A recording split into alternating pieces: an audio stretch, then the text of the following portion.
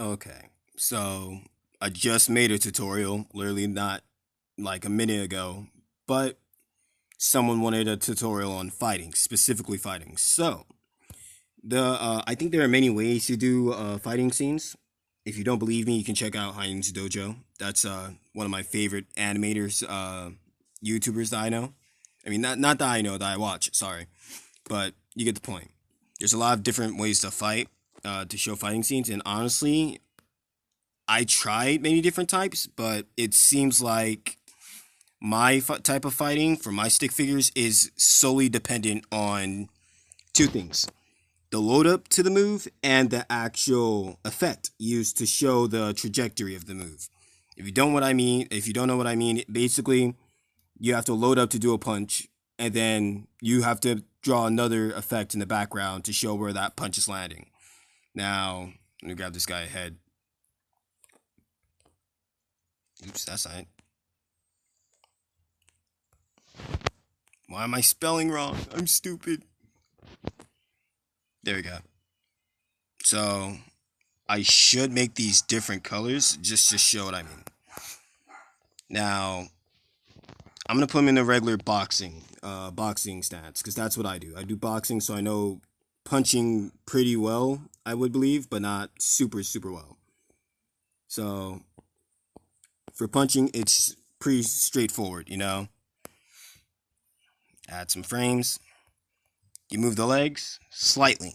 The reason you want to do it slightly is so to show that the move is coming. Now, as you do that, you want to slightly make it faster and a little more spaced out between the legs. Because when you throw a jab, you space out your legs. At least in boxing, you do, to get forward momentum as well as the punch going.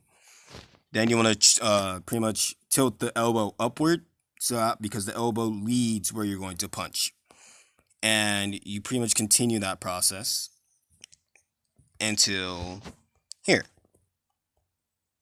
This is where the punch is going to happen.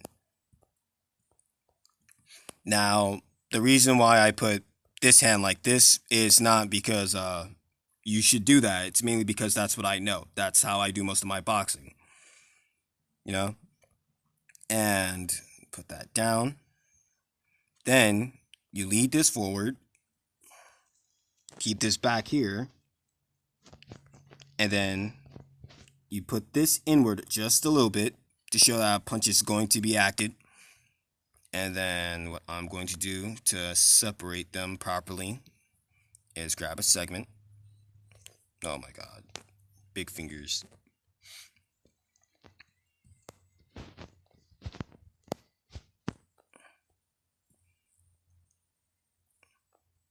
Do that. Lead up forward. And the reason I do that is to show that a punch is coming, like I just said. And then, without changing the legs all too much, you straighten them out.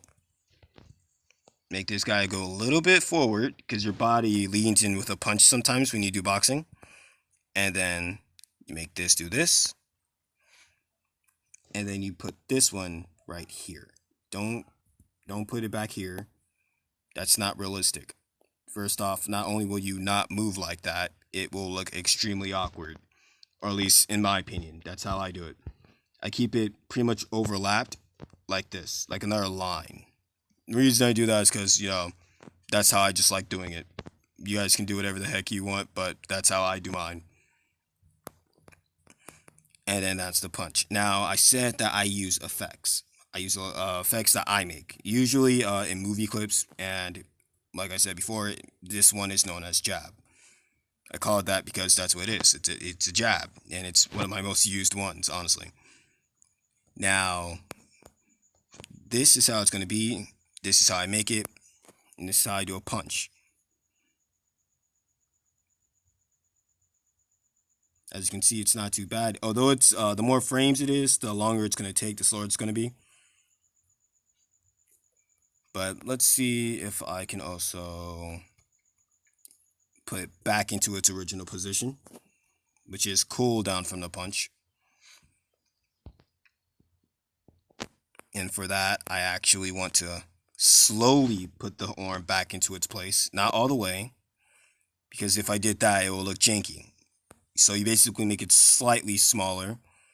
Then after like one frame, which I usually do a lot, you pull it back all the way, and you move the legs. You move the back leg back, and you keep this leg pretty much the same, but in a way that it gets pulled. Bend the body to show recoil from throwing a punch. Put this here to show that the punch is finally back.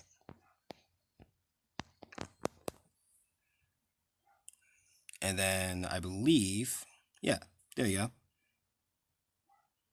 Now, the jab or the punch is it can be connected to also kicking. Like not super complicated kicks, but a straightforward kick will do. Now, I'll show you do this. Basically, go this way. Pretty much get him on his tippy toes. I'll pull his arms this way. Move his body like that.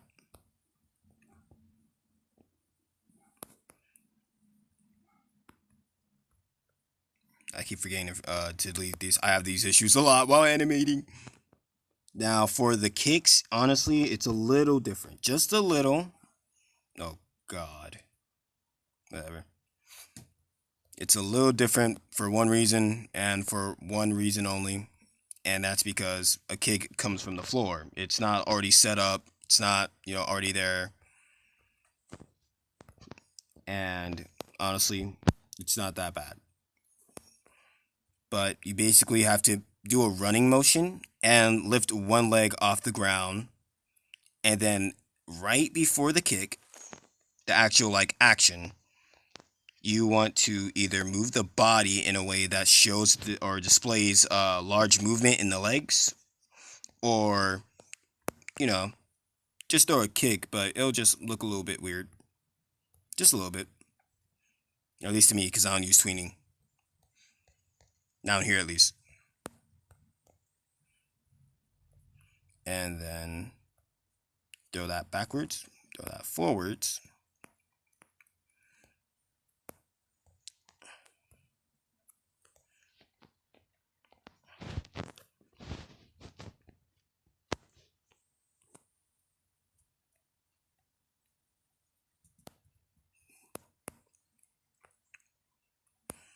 And then I'm going to just put another jab there. Why? Because it's not doing anything complicated. It's just going in a straightforward movement.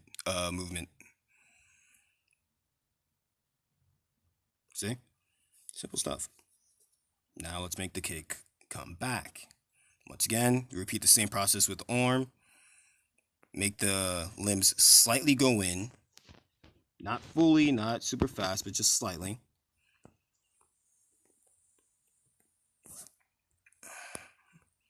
And then you just start accelerating that pullback.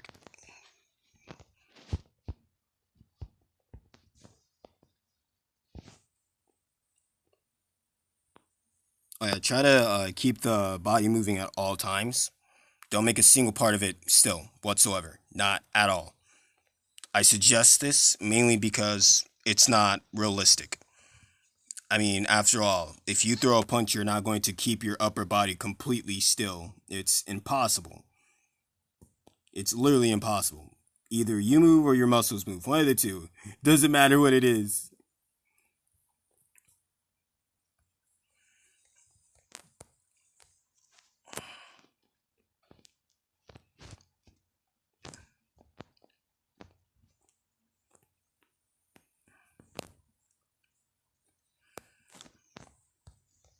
There we go. I think that should do it. Oh my god, I forgot again. Now, for the final piece of pulling the leg back. I believe it's specifically the leg, but it also applies to the arms occasionally. Because the entire body has a lot of weight on it, realistically, when you pull something back or you land or something, after jumping, your body will still slightly move, just slightly. I apply that to my animations and kicks and punches. However, it's most prominent in jumping.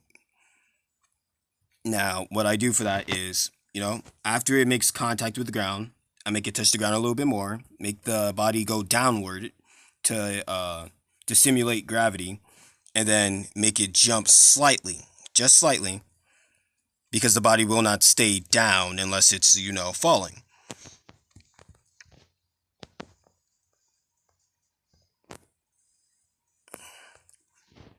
And then I think that's it. Keep the body moving at all times. Don't make a single piece of it just stay still unless, it's moving a weapon or some form of object that floats around it or whatever.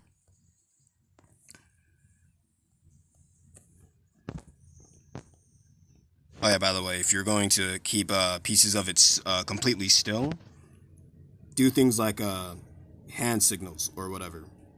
I see hand signals like Naruto because they literally don't have to move their hands to make an action happen. Literally just throw up some gang signs and, something explodes. There we go. I'm not even going to get into twists and turns because I don't really get it either. Okay, I think that concludes the tutorial.